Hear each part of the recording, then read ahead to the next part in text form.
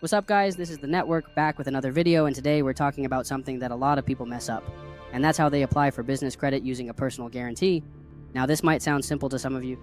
Just apply and get approved, right? Nah, it's deeper than that.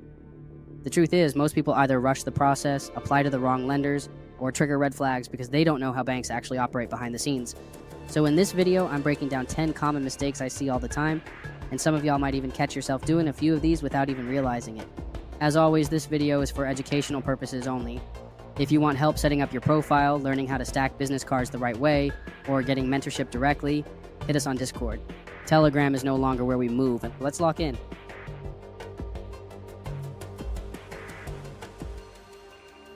Mistake number 1, rushing the applications without seasoning your personal credit file. Look, I get it. You just got your first CPN or your real personal credit just hit a 700 and you're excited.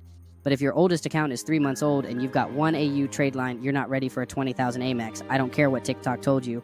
Banks don't just look at score, they look at profile depth. They want to see age, diversity, limits, payment history, and if all they see is 1 trade line and a 2-month-old Capital One card, it's a red flag. That's how you end up with denials or 1K starter limits. So slow down, let the file age, add a second AU if needed, and build some usage history before applying. That's how you walk into approvals with power. No.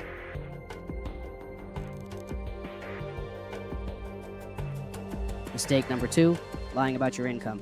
Yo, I get it. You want the high limit card, but saying you make 200K when you're really doing DoorDash part-time is going to bite you. Because now if they do a manual review and they can do it at random, they're going to ask for proof, bank statements, tax returns, and when you can't provide it, not only do you lose the card, but you get tagged internally. And once you get tagged, it's hard to ever apply with that same bank again, even under a business entity. Your name's already in their internal notes. So here's what you do instead. List a reasonable number based on your real income and then grow into the higher limits through usage. Most people who get $20,000 plus limits didn't lie. They just built trust over time. And if you're using a CPN, that's even more reason to tread lightly because you're already under more scrutiny. Mistake number 3, maxing out the card too early. This is one of the biggest ones I see, especially with people trying to flip cards into cash quick. You get a $10,000 limit and swipe $9,900 within the first week. Boom, red flag. Banks see that as high-risk behavior. They start asking, what's going on here? Is this fraud? Are they trying to liquidate and run? Instead, warm the card up slowly. Spend $500, pay it off, then $1,000, pay it off. Let the bank see that you're not desperate, that you're using the card responsibly. Your goal isn't to spend a lot fast, your goal is to build a relationship with the lender, and that takes time.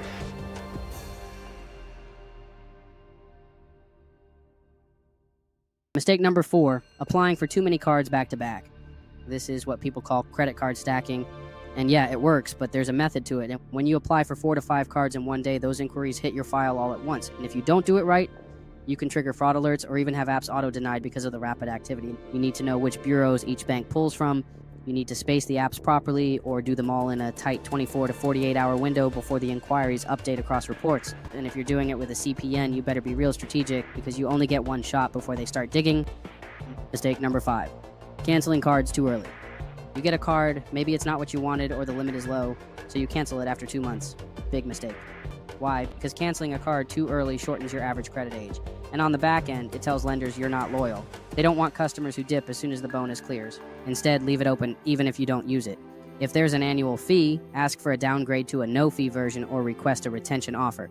That way you keep your age, your limit, and your good standing. Remember, credit is a long game. Every card is part of your overall structure.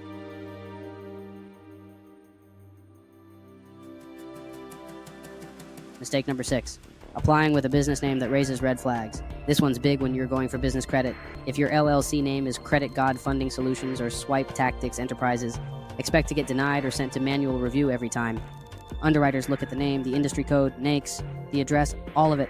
And if it sounds like you're in a high-risk business, like credit repair, real estate flipping, or anything with funding in it, they'll flag you.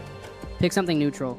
Digital consulting, logistics, creative media, services, things that don't raise eyebrows. The less attention your name brings, the better your approvals.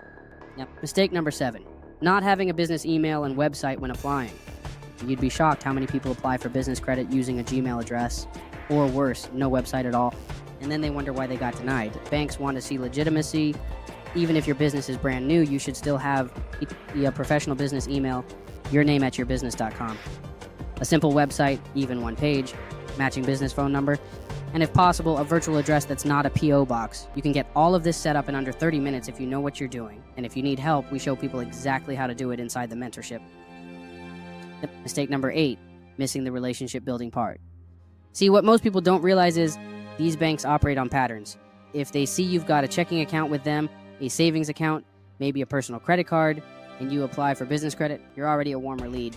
But if you've never had any relationship with the bank and suddenly ask for $25,000, they're going to ask questions. Before you apply for a card, go open a checking account. Make a small deposit, let it sit. Show that you're not just here for the card, you're building a business relationship. This applies heavy for credit unions and regional banks, and those are the ones giving out the highest limits right now.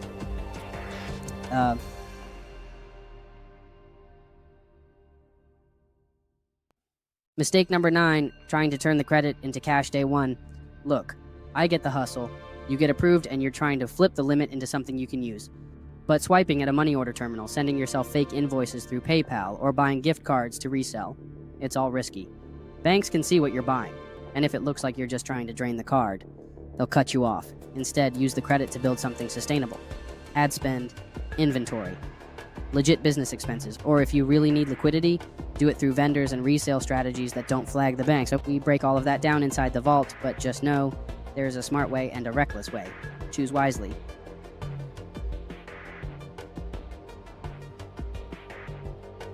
Mistake number 10, not having a plan for how to use the funding. This might be the biggest one. People chase credit just to say they got it, but have no plan for how to use it. So now they're sitting on $40,000 in limits and just running it up with no return.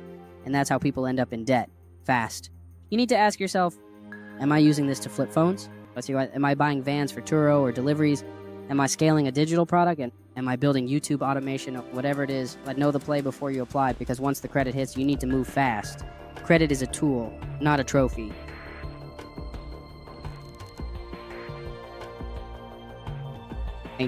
So to wrap this up, if you want to be successful stacking credit, whether it's with a CPN or your real personal file, you have to move with intention, not emotion, not desperation, not hype.